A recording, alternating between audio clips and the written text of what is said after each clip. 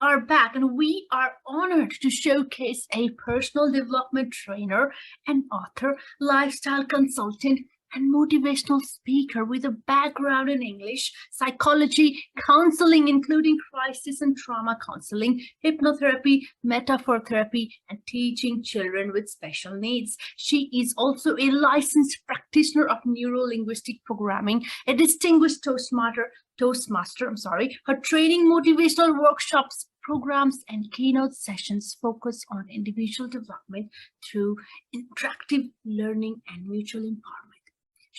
Her training programs and motivational sessions also emphasizes inner peace, well-being, and confidence. She is Seetha Sagaran, representing the United Arab Emirates. Her session title is The Significance of Teaching Personal Wellness in Educational Institutions. Hello, Seetha.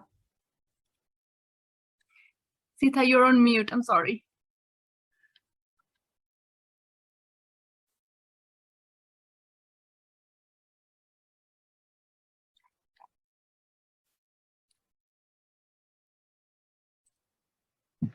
Am I audible now? Yes, you are. Thank you, Seetha. Thank you for your time, and the stage is yours. Thank you. Thank you so much. Thank you very much, Anusha. And I think before we begin, I would love to congratulate you on having completed 365 days of storytelling. And I think that's a huge achievement. Thank you so much. On behalf of all of us here who are gathered here for this event, and of course, who have not been able to be here today with us, a huge congrats from all of us to you. We are so proud of you. Thank you. Thank you, Seetha. Well, first of all, I'd like to once again say thank you to you, Anusha, Gavin, and Educational Influence for having given me this wonderful opportunity to be a part of this year's the Education Influence Global Conference, the Empathy Week 2022. I think it's a huge privilege for all of us from different parts of the world to come and share what we know with the world. So thank you very much. So before I begin, I would just like to talk about briefly a gentleman who lived many, many years ago. He was a social reformer. He was an abolitionist and a writer, orator, and statesman. His name was Frederick Douglass. I'm sure many of you would be familiar with him and his story. He was, interestingly and sadly also, a former slave. And he said, "It is easier to build strong children than to repair broken men." Now you may wonder, why is this quote so significant that I believe I ought to begin my presentation with this quote? Because I think when we talk about broken people or people who are suffering from different crisis or trauma, there is the subject of wellness that is so very impacting their lives. So as I mentioned earlier, he was a former slave, so coming back to Frederick, that is, and he was also someone who is a prime example of how the impact of wellness and well-being, and rather the lack of freedom and enslavement, can affect lives. So for those people or even students or teachers who are part of educational institutions, they may not be in the situation that Friedrich was in. The lack of well-being in the lives can definitely be a form of slavery and also create a lot of issues and challenges in later years. So what is wellness? It is a state of being in good health, especially as an actively pursued goal. So the four key dimensions of wellness are spiritual, emotional, physical, and social. And why is personal wellness so very important? It is fundamental to the overall health of an individual because the more we are aware of how healthy we are, whether it's in our physical state or in our emotional state, it definitely affects our health. It enables those who are experiencing a very good level of wellness or well-being to successfully overcome difficulties, achieve what they want in life. And why is wellness especially important as a student? Because when schools foster well-being, students experience less disciplinary incidents. Number two, the children can concentrate better on the process and enjoyment of education, and also develop more effective communication skills. Number three, this can also lead to better lifelong health and greater, more effective academic performance. So wellness involves not just feeling good in every respect, in mind, spirit, and body.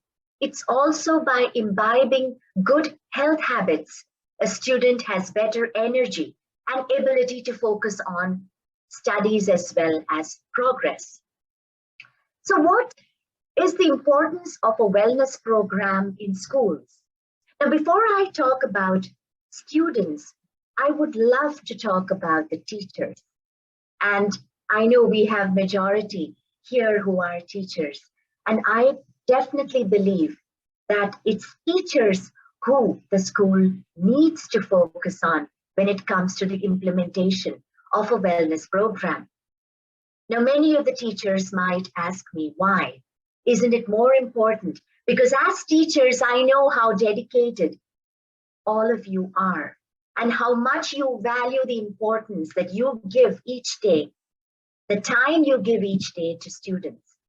Yet, I think the more the wellness aspect of your day and of yourself is taken care of, you would all be in a better position to be able to give the best to the students that you teach.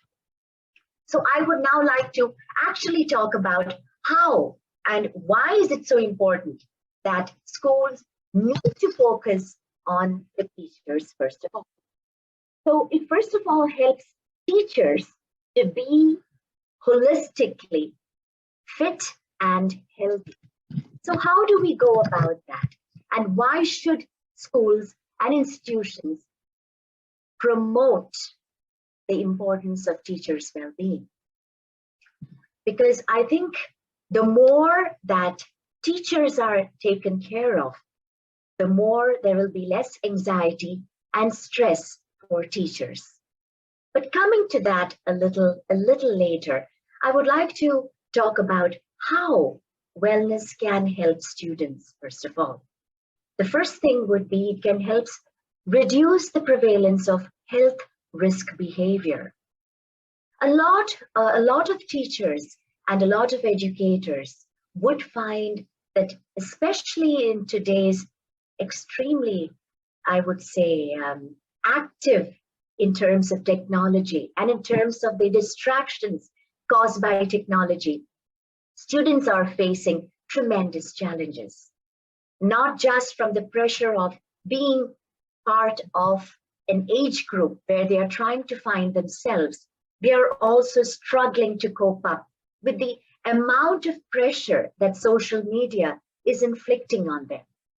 So, number one, it would help reduce the prevalence of health risk behavior when schools are concentrating on wellness. Number two, positive effect on academic performance. When I talk about academic performance, I'm not talking about their grades.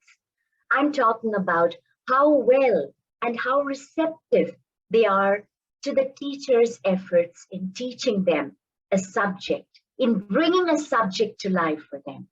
So it would also make them more interested in what teachers have to teach them, in the subjects also, and in knowing a lot more about the subject beyond the classroom walls.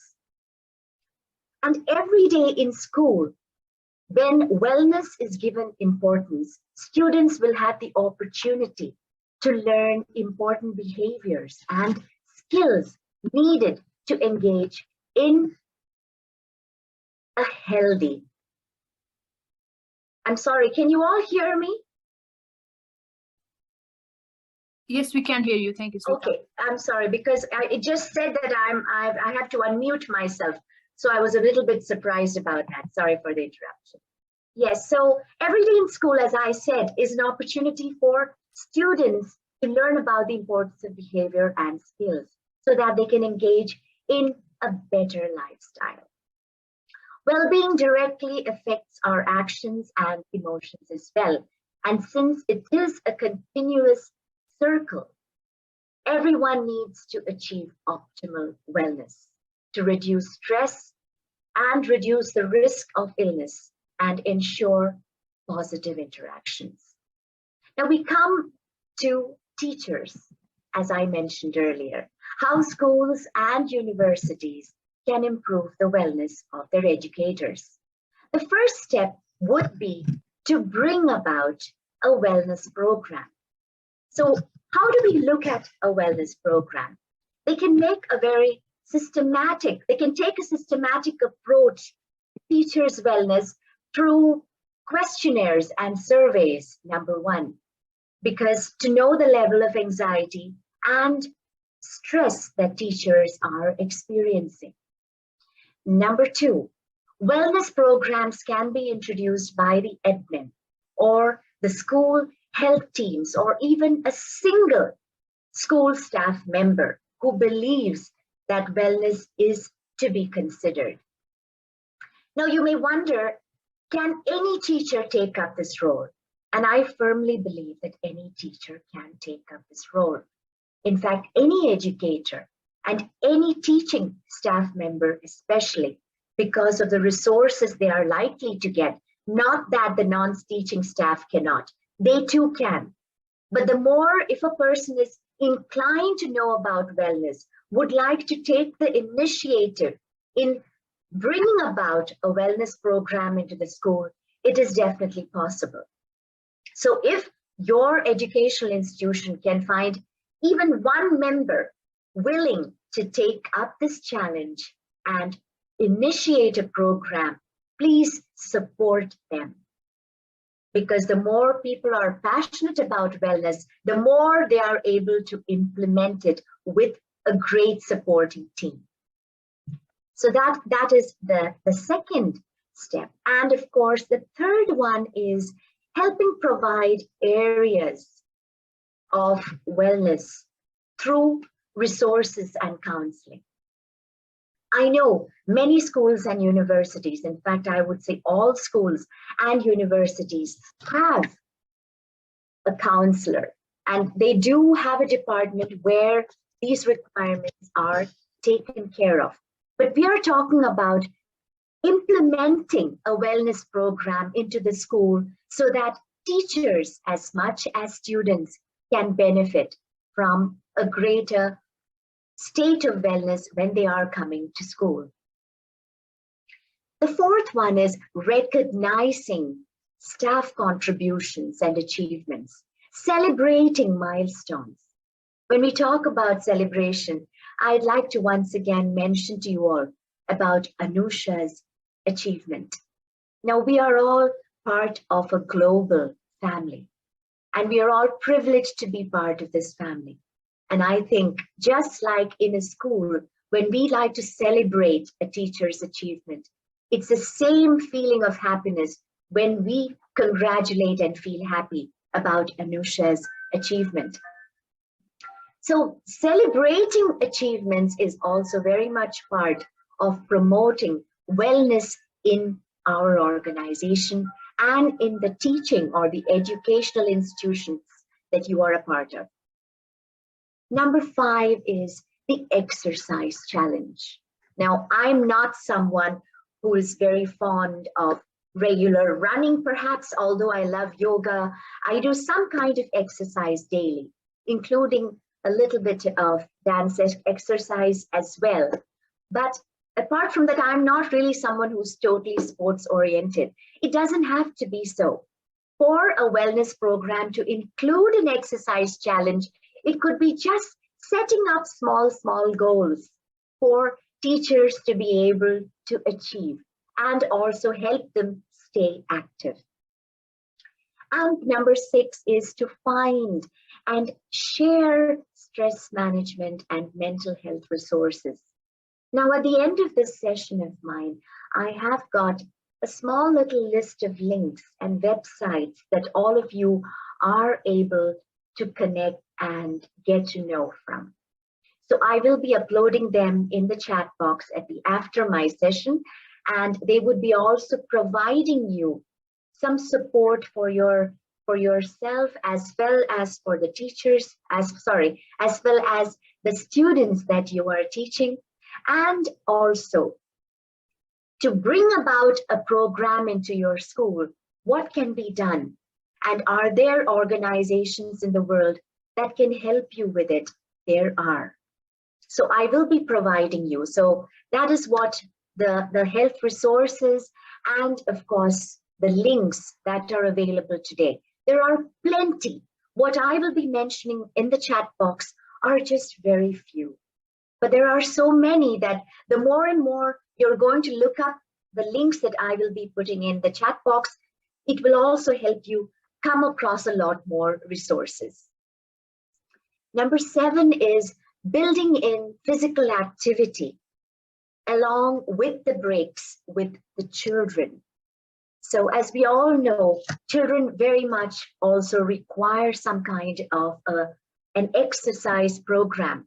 And this exercise program can also be participated by the teachers, that is all of you.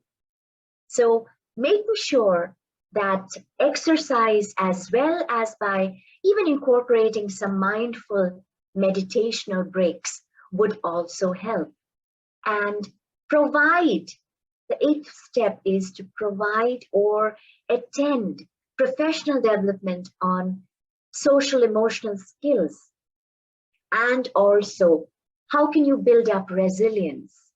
So I think these are some of the ways that teachers are also able to strengthen their wellness and well-being. And of course, teachers will find it most of all, and I'm sure all of you would agree, is by setting a good example. And more than, I think, any other way that you're able to inspire children is when we are attempting to be an example or doing what we talk about. In fact, my children often tell me that sometimes when I tell them it's so important to listen, they tell me that you are not a good listener. And I have to admit, yes, I am working on that. It's true, I'm not a good listener yet, but I'm working on that.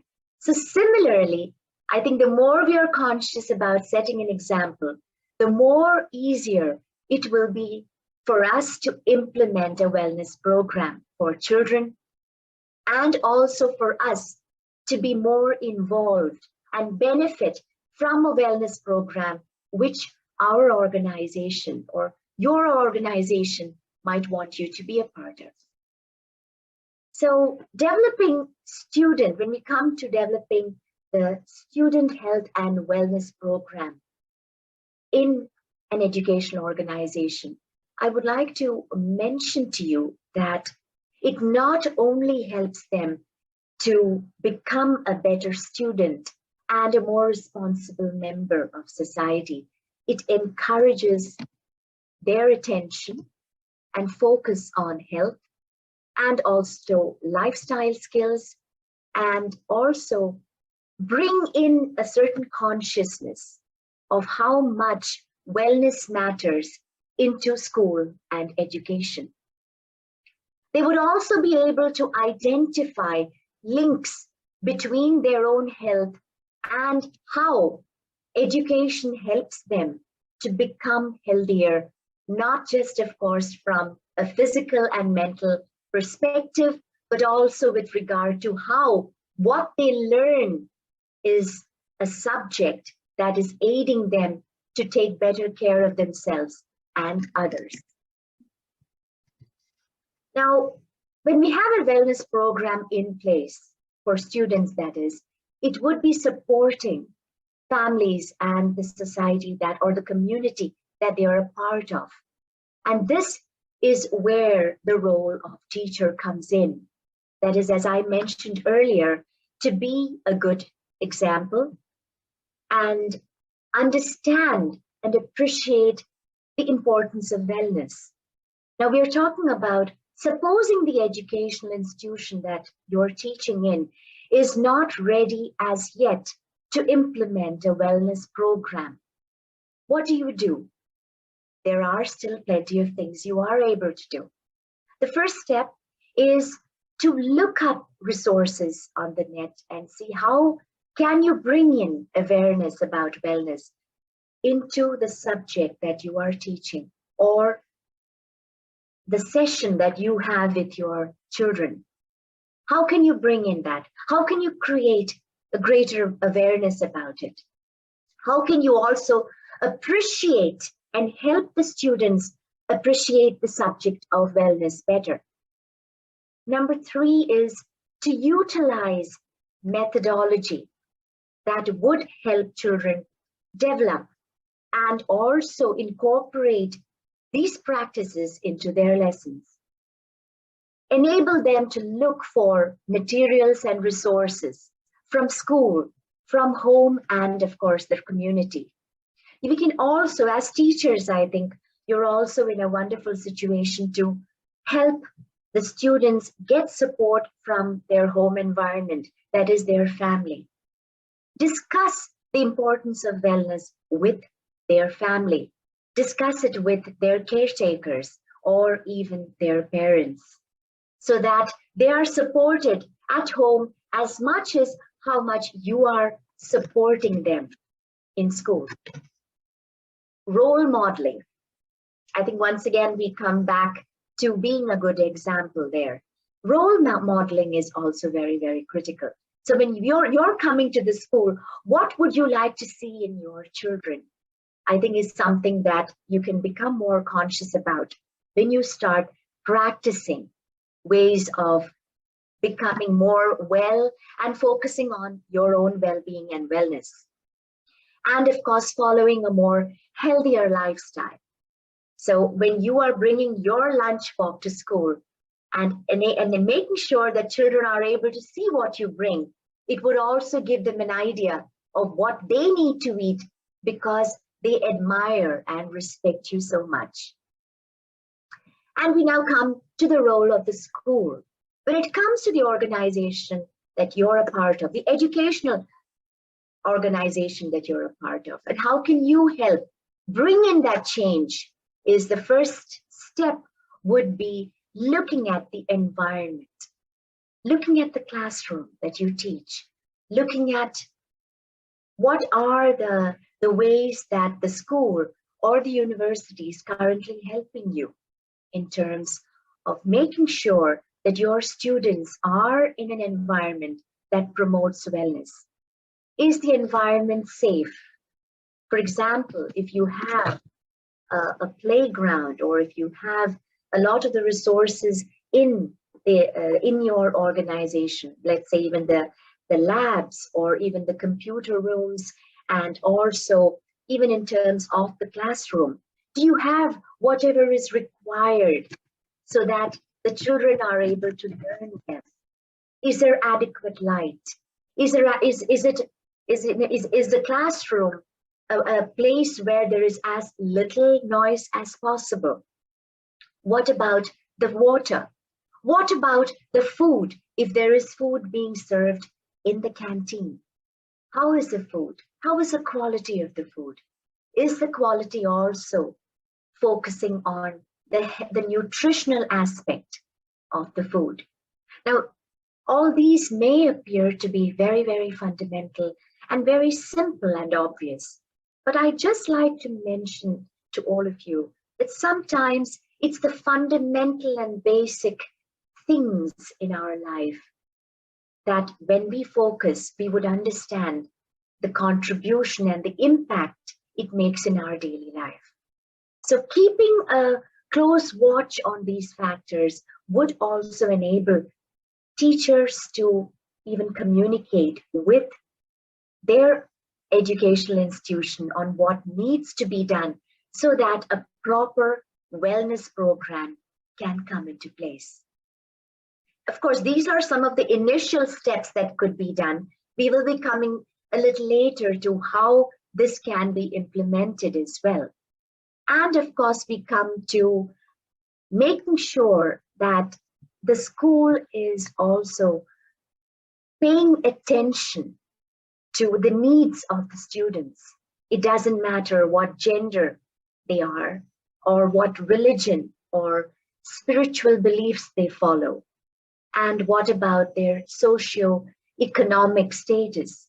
It doesn't matter. But are their needs being met? Are their concerns being met? And how are they exactly being met? Are you satisfied with the manner the school is taking care of that, or the university is taking care of those requirements? Now, when it comes to the role of community, the society, and we already talked about how the school, the teacher, the family. Let's go for a collaborative approach that involves the family as much as the community at large. Promote wellness events or campaigns in areas that you know children or the students are very much a part of. And that also includes maybe shopping malls or playgrounds or any other areas in the town or the city that the youngsters are more likely to go and spend time. So it could be campaigns which are trying to talk about the detrimental effects of maybe substance abuse. This is just an example here. But there can always be campaigns which you can bring about so that there is greater awareness created. So teachers, of course, can be educated, or rather, they can be given a more greater awareness when it comes to wellness through a wellness coordinator. And the wellness coordinator, as I mentioned earlier, can be any one of you or any one of us, as long as we are able to read up and get adequate information to bring about this program in our school, and of course, positively impact the students that we teach. So number one is, of course, the wellness coordinator. Number two is also by bringing in incentives. That is, those when you are wanting to bring in this program, you need to have incentives whereby the program is likely to become a huge success. Keep it simple. When we are wanting to bring about a change, it's important that we start off in very simple, easy to follow steps so that it doesn't discourage others from thinking or who want to be participating in thinking that, you know what, this looks too complicated. I don't think I want to be a part of it. So for a lot of us, and I say me included, when I want to start off on something which is totally unknown, I definitely take a little while to think about, should I go for this? Am I ready for this? Would I be able to take it through? Now, I'm not sure how many of you have such concerns, but I definitely do. And I just want you to know that hence, when you may be like me, or some of you may be like me when it comes to getting into a program, you have a small hesitation before, unless you know the whole thing, then it's important that you implement it in a very simple manner so that more people would feel, you know what, I think I would love to be a part of this program because this looks to be something that I can be a part of, I can contribute, and at the same time, I can learn from. So keep it simple, and of course, make sure the activities are very consistent. Now, we don't want a program where you have something just once a week. It doesn't help. So you need to have consistency in the program. How is it getting imbibed into your school program? For example, if you have a program just for your students in the class, I'm sure you'll be very, very conscious of how consistent you need to make sure that the area of wellness or the subject of wellness is something that they are getting influenced by through every session they have with you. So similarly for the program as well. Now, how to establish the wellness program in your school or university? The first step would be to conduct assessments. Conducting assessments on what type of wellness program to offer. Now, this can definitely be done through, first of all, I think as I mentioned earlier, through a survey or a questionnaire which could be participated by not just the teaching staff, but also the non-teaching staff who are also contributing so much to the maintenance and the life of the organization. So let's have a questionnaire or a survey done. Evaluate the health culture and, of course, the environmental conditions of the institution. So that would be the next step, evaluation. And of course, the next step after that would be to obtain the complete management support, because you need to have their support, because you need to have a committee, a wellness committee, and who will evaluate, assess, develop, and assist in implementing this program completely. It has to be very carefully planned. So for many of you, I'm not sure how many of you would like to probably discuss with me here, but I would love to know currently how exactly is wellness as a subject being focused in your school? Any of you, I would love to find out, any of you, any input. Alexander, would you like to share with us here on right now the level of wellness that is being looked at in your school or the institution that you're a part of?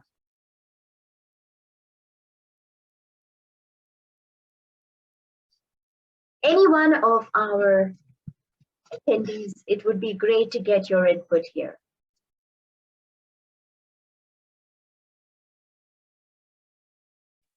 Seetha, I would like to share something. Sure, absolutely.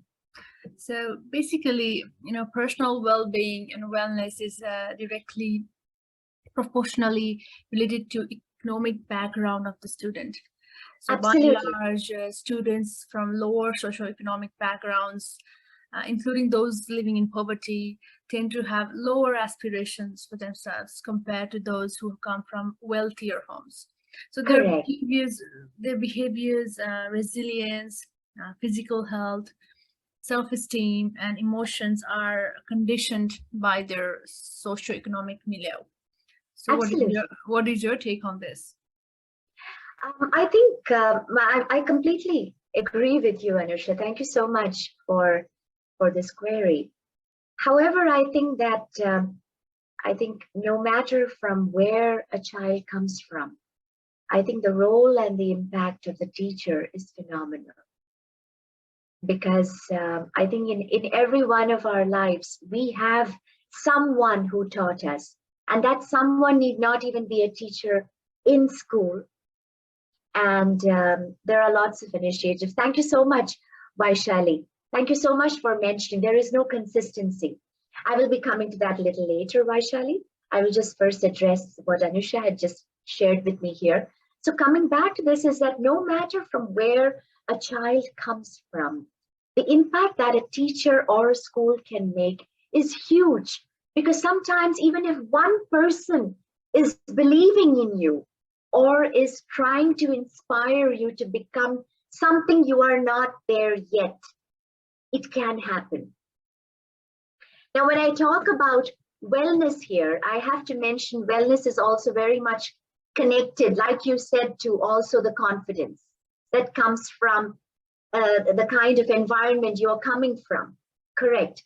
Yet, I still stand by the fact that no matter what your social economic condition may be, if you have someone in your life who is showing you a path, a pathway to, I would say, enlightenment or the light, you can be sure that that will be able, or that pathway will take you to a consciousness of well-being in your life.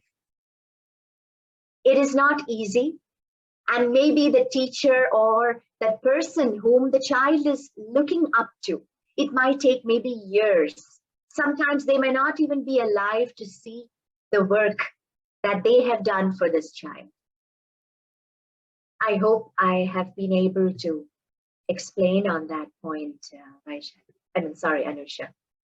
Thank you, Seetha. It's too difficult for the parents or educators from those lower socioeconomic backgrounds. I mean, educators can educate themselves, but for parents, it's very difficult. So thank you so much for your answer, Rishi. My pleasure. In fact, when I would also just like, before I move on to what Vaishali has mentioned, I just like to tell you here, even though this is not connected to completely about wellness here, even though it is connected, I just like to mention here something from my own life. Okay, so fortunately, I have been very privileged. I'm truly grateful for the fact that I was born, and I am born in a family where I have been very comfortable in terms of the socioeconomic situation. And my parents also have been able to take care of me in the best possible way in a very comfortable environment. Yes, absolutely, Jyoti. Yes, the mother, absolutely. I think so. When it comes to the importance of parents here, they also contribute to the wellness. So like you said, Anusha, definitely parents are playing a role here, but sometimes it need not be parents. So when I'm talking about my situation in my life, it was my mom definitely played a huge role, but it was my dad, I would say, who has been always having that belief in me when none of my teachers had any belief in me. Because I didn't give them an opportunity, with all fairness. And probably they also were not able to have the patience or maybe the understanding to realize that maybe this girl has some potential after all. So I don't blame at all my teachers. I never gave them a chance for them to believe in me. Yet, the one person whom I never gave any, I would say, hope to when I was growing up was my dad. And yet he would always think that, no, you have the potential. And not once did he give up on me. And I think when I look back, I think the one person in my life, of course, both my parents have been very impactful, and they are my first mentors. But when I talk about if there's one person who had believed in me and who had changed my life because of that belief, it will be my dad. Because I don't think I would actually be in this situation and speaking to you at this point of time if he had not believed in me or realized the potential I had in me when the rest of the world could see no potential at all. So what I want to tell you is that I think even though I have come from an economic background which has been comfortable, thanks to God, yet when it comes to the impact of that one person who can take you on a journey towards not just understanding or making sure you realize your potential, but also focusing on your wellness because of the unconditional love and respect they gave you, it goes a long way. And I completely believe that all of you wonderful teachers, including you, Anusha, I think you all play such a huge role when it comes to helping people get onto a path of realization and wellness. So I just wanted to share that little bit there. And coming to Vaishali, you had mentioned about the lack of consistency. I think for that, there's a huge requirement to have someone who is able to follow up continuously. You need to have a good team. For example, Vaishali, probably you may be the only person right now in your educational institution who is believing that we need to have a wellness program in our school immediately. Yet, you may not be having adequate support. So the first thing is, before you get in touch with your school or your university with this program or this idea, gather around yourself a number of people who are also believing in this concept with as much passion as you do. So you need to have, so that you're able to, with the committee, develop goals and objectives, probably even get to have a rough estimate of a budget that this program would require. Design what kind of components need to be looked at in this wellness program. And select also wellness program rewards for people who are participating in this program completely. Because you need to definitely have something that would keep up the level of motivation of those who are participating.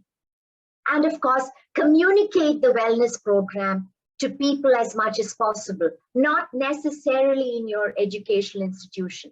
It can be to others around you. Maybe it could even be inspiring some other school or university in your community or even beyond your community.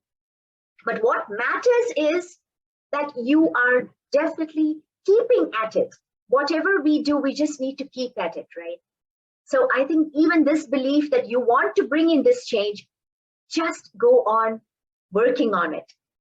And if you still find that your educational institution or university is not having this passion for wellness, maybe you need to consider just how you are able to communicate with them on this subject.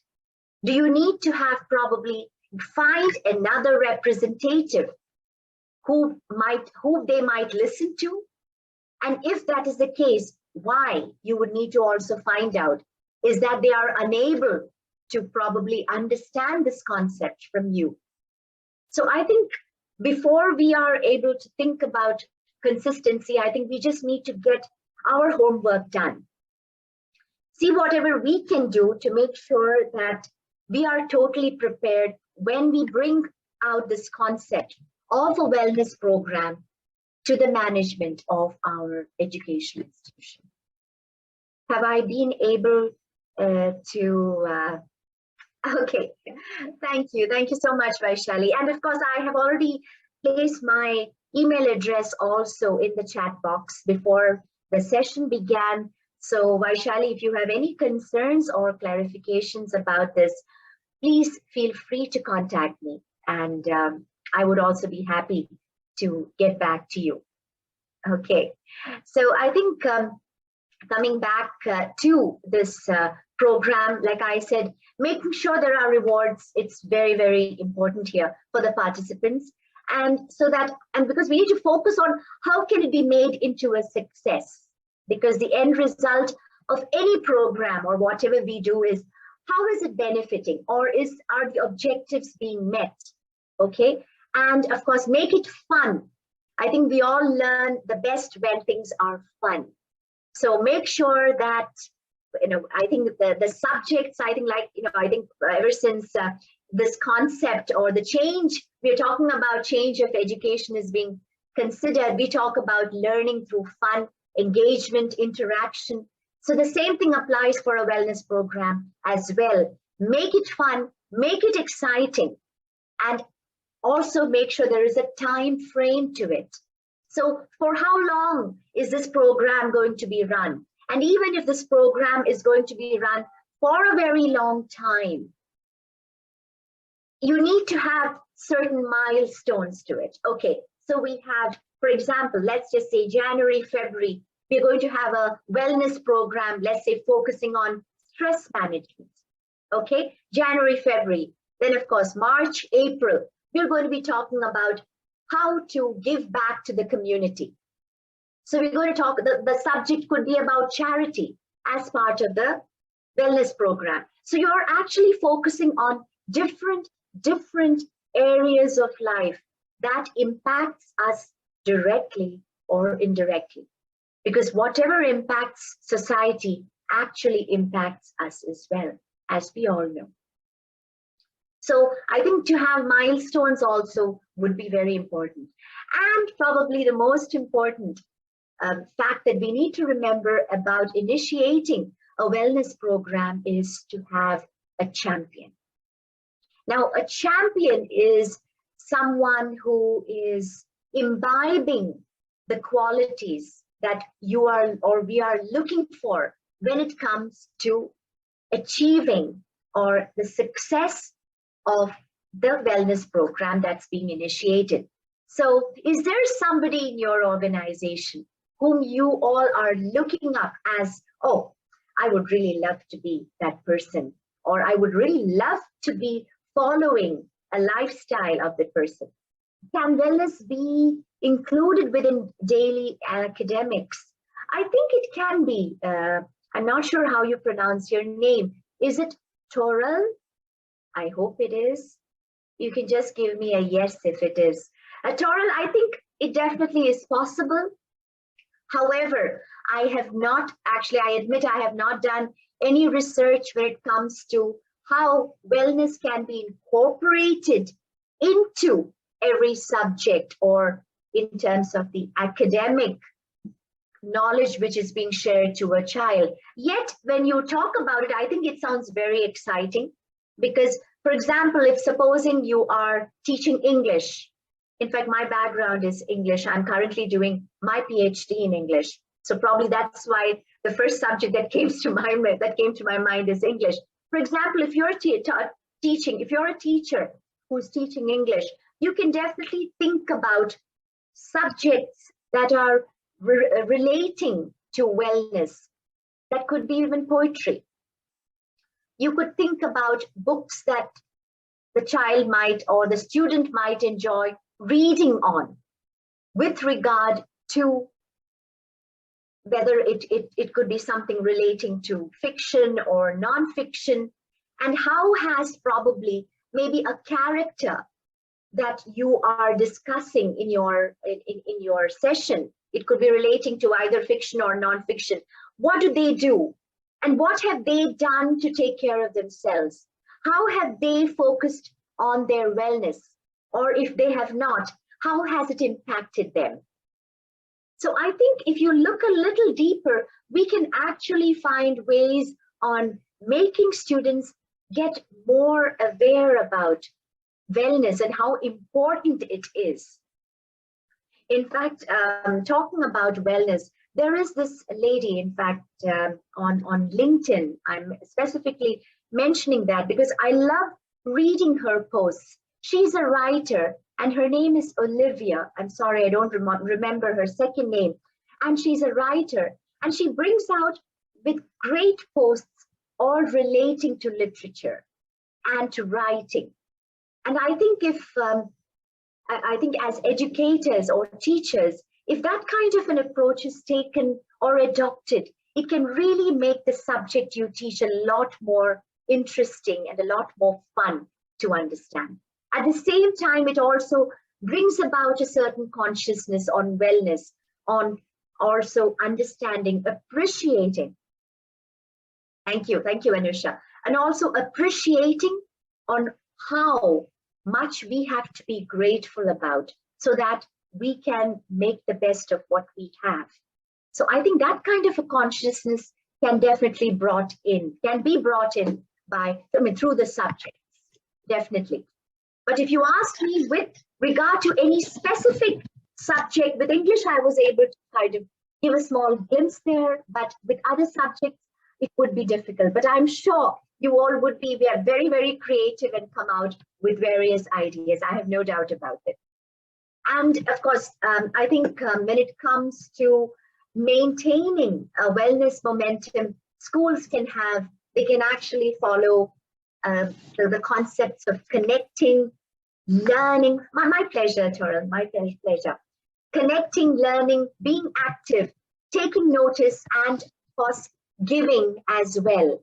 And I would also like to just briefly mention to you here, because we are just coming the conclusion of my session. I will be mentioning these links on the chat box, so it's no problem. You don't have to take them down now.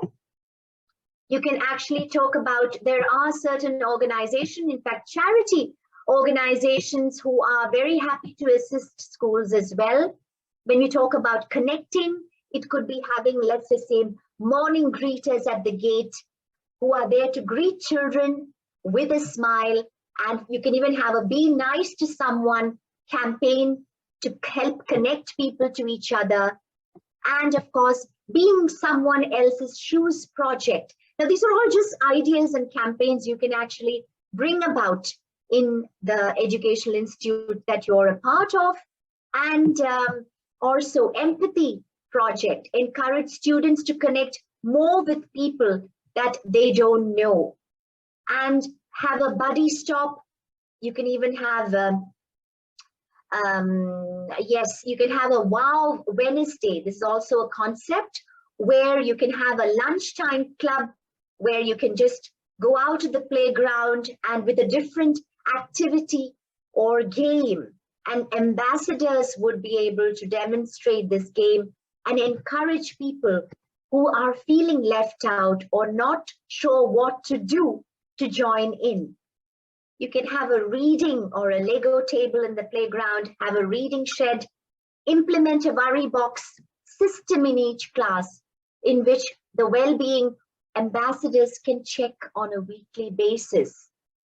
Okay, and of course you can even have a concept where the children are encouraged to keep learning, and the teachers as well. Have a music day where teachers and students can play an instrument and help each other try out new instruments. That would be fun, I'm sure. I've always wanted to learn the guitar, but I haven't yet learned. My children know, so I love to see when they strum. I think learning new instruments can be a lot of fun. Connect people through learning different foreign languages. That is one way as well. And carry out a survey to connect students with similar interests. Encourage students to learn a new skill on their own and send in photos of them doing so. Learn new words that relate to well-being, okay? And be active, okay? Run a Be Active Day during Healthy Living Week. That includes activities like dance, obstacle course, treasure hunt, organize a school hiking trip, create a gardening club, have yoga sessions during school time, have a climbing wall in the playground, okay?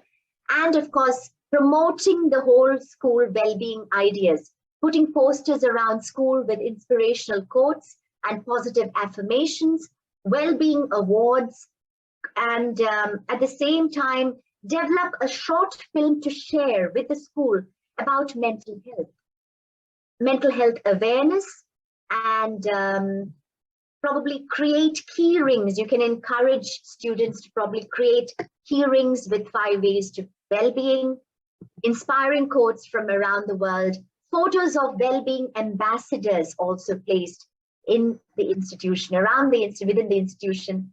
And also, I think we can also, through all these programs, not just create better ideas, you're also able to identify and review what is already being done currently in the school that is promoting well-being. Because what is important is we're able to collect feedback, perspectives from stakeholders, including students and staff, and explore options so that you're able to look at a wide range of sources, define the desired whole school approach to well-being, and create a development plan to implement the design. So I think there are lots and lots of opportunities to ensure that this concept is brought in successfully into either it's a school or a university. And we can also, I think, how you can improve student well-being is, of course, through promoting services and resources, like I mentioned, introduce mindfulness lessons, implement training sessions for the staff. I think that's also something that would be very valuable. Probably you can bring in guest speakers into your organization, invite them, maybe it could even be monthly, from different parts of the world who are willing to probably maybe give in at least 45 minutes to 1 hour at least, and talk about areas that you need to focus on in your educational institution, and they could talk about them. So you can, that's also one way, because I know of a university who is doing this in India. Recently, I was very fortunate to be part of an event that they had organized, and they had invited me to talk on a topic, and they bring in a lot of speakers from around the world. So that is something you can actually think about, I think, which could help the management and students also get a better idea of not just wellness, but about various concepts that are so important to living better, including communication leadership as well. Organize events, foster partnerships. So it can even be partnerships between organizations that you can look at. Not merely everything has to be done by or within the institution that you're a part of alone. You can look at a wider collaboration, and better collaboration, the wider and more greater the impact would be. So I think I've just got 5 more minutes before my session concludes, and I will be putting in the links in the chat box. So don't worry on that. And any questions, please? Any questions? Thank you. Thank you so much, Seetha. Thank you for sharing that. The inclusion of understanding and study of personal wellness in schools will heighten the awareness of social responsibility in children and youth, and will create more conscientious and compassionate global citizens of tomorrow. Thank you so much for your wonderful session. And ladies and gentlemen, yes, we do have 4 more minutes. If you have another question for Seetha, she will answer them for you. If not, we will showcase Seetha's recording on our platform, educationinfluence.com, and we will be sending you an email with details very, very soon. Now, Prabha from India writes, that's a wonderful sharing, a great contribution to all professionals, especially institutions. Prabha, India. Thank you, Prabha. Thank you so much, Prabha. Superb session. Many, many thanks, Vaishali. Thank you so much, Vaishali. And please feel free to mention on the chat box to me, of course, directly. If you have any feedback and suggestions for improvement, I would love to know of that as well. So please, no hesitations there. And I will be providing you the link, as I mentioned. Thank you, Toral. Thank you. Thank you. Seetha, for you special show, for your special show. Thank you so much. Thank you so much, Alexander. Thank you, Seetha. Thank you for speaking at Education Influence Global Conference. You're amazing. Thank you so much for being part of Education Influence. And thank you very, very much for your session. Thank you so much, Anusha. Wishing you as well all the very best. Keep inspiring. Thank you. Thank you. You too.